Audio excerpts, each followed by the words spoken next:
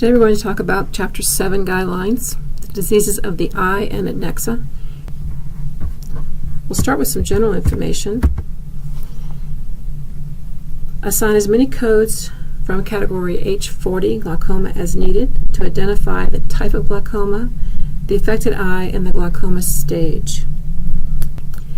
If a patient is admitted with glaucoma and the stage progresses during the admission, you're going to assign the code for the highest stage that was documented. We do have an example in this PowerPoint about that. And also, when you assign the seventh character for meaning indeterminate stage, that is based on clinical documentation. The seventh character 4 means the physician cannot determine what stage it is. That is not the same as the seventh character 0, which is meaning there's no documentation to help the coder know what stage. So different situations there for how you would use that seventh character. We have an example of that as well. The first guideline has to do with bilateral glaucoma, the same type and the same stage. When a patient has bilateral glaucoma and both eyes documented as being the same type and the same stage, and there's a code for bilateral, you only need the code for the type of glaucoma, bilateral, with the seventh character for the stage. And the example we have here, bilateral severe stage pigmentary glaucoma. When you go to the index and you look up glaucoma pigmentary, it sends you to glaucoma open angle primary pigmentary. When you go there, you get the H40.13 dash, and when you go back to the tabular and look this up, the sixth character, the number 3, indicates that the condition is bilateral, and the seventh character, the number 3, indicates the stage, which is severe. A bilateral open-angle glaucoma, not specified as to type, and the stage is indeterminate in both eyes. So your guideline tells you when a patient has a bilateral glaucoma, both eyes are the same type and stage, and the classification doesn't provide a code for bilateral, you report only one code for the type of glaucoma with the appropriate seventh character for the stage. So the glaucoma open angle takes you to H40.10 dash. The sixth character needs an X as a placeholder because you have to have a seventh character to identify the stage, and our scenario tells us that the stage is indeterminate, which is the number 4. So just as a reminder, in this scenario the patient has glaucoma the same type and stage of both eyes, but there's no code specifically for bilateral glaucoma, but only one code is assigned with the appropriate seventh character for the stage, which in this case is indeterminate. Here's an example of a bilateral glaucoma stage with different types or stages. Bilateral chronic angle closure glaucoma. The right eye is mild stage, the left eye is moderate. The documentation is there telling us you've got both eyes involved, but different types and different stages. Same type, different stages. So the guideline is when a patient has bilateral glaucoma and each eye documented as having a different type or stage, classification distinguishes laterality, assign the appropriate code for each eye rather than the code for bilateral. And in this case, this particular code, H40.22 dash, does provide for the coder to identify the eye with the sixth character, and the seventh character is the stage. And I have there how I assign the sixth and seventh characters.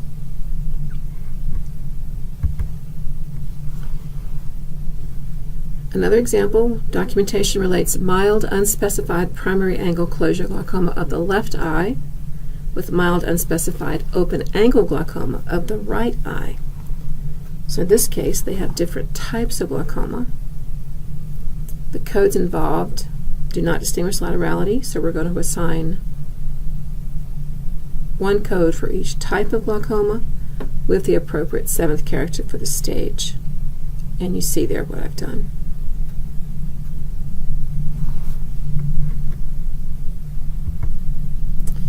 A patient admitted with glaucoma and the stage evolves during the admission, you're going to always code the highest stage that's documented in the record. The example that's given here, a patient admitted with mild, low-tension glaucoma of the right eye progresses to a moderate stage during the patient's stay. Going to the index, low-tension glaucoma takes us to glaucoma open angle primary low tension, which takes us to H40.12-. That sixth character 1 identifies the right eye. The seventh character 2 identifies the moderate stage, which we are coding because it is the more severe of the two stages that are listed there in the scenario. This guideline has to do with those times when you have documentation that says a patient is blind or has low vision in both eyes or one eye, as well as direction as how to code if you have no information about whether one or both eyes are affected.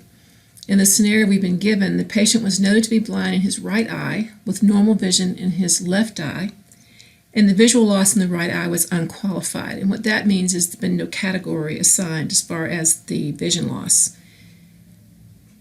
When we go to the index, blindness, one eye right, and with normal vision on the left, the index tells us to go to H54.41-. And when we go to the tabular, that particular code, H54.41-, requires assignment of a code specific to a category. Because we know about this guideline, 1C7B, we look for another code that says unqualified visual loss of one eye. Then the tabular takes us to H54.6 with a fifth character 1 indicating the blindness is in the right eye. The rationale is if blindness or low vision of both eyes is documented, but the visual impairment category is not documented, then you're going to be using code H54.3, which is unqualified visual loss in both eyes. If your documentation says there's blindness or low vision in one eye, but the visual impairment category is not documented, then you'd be looking at code H54.6-, where that fifth character would indicate which eye, right or left. And if your blindness or visual loss is documented, but there's no information telling you if it's both eyes or one eye, you're going to assign your code H54.7, which is unspecified visual loss. And this slide is just repeating what was part of the rationale in the previous slide, just a review. If you have any questions related to Chapter 7 guidelines, please post them in discussion board. I think it's pretty straightforward but easily confused. So please look at the podcast more than once, read through the guidelines several times, look at examples to help you distinguish between these different things the guidelines are talking about. Thank you so much.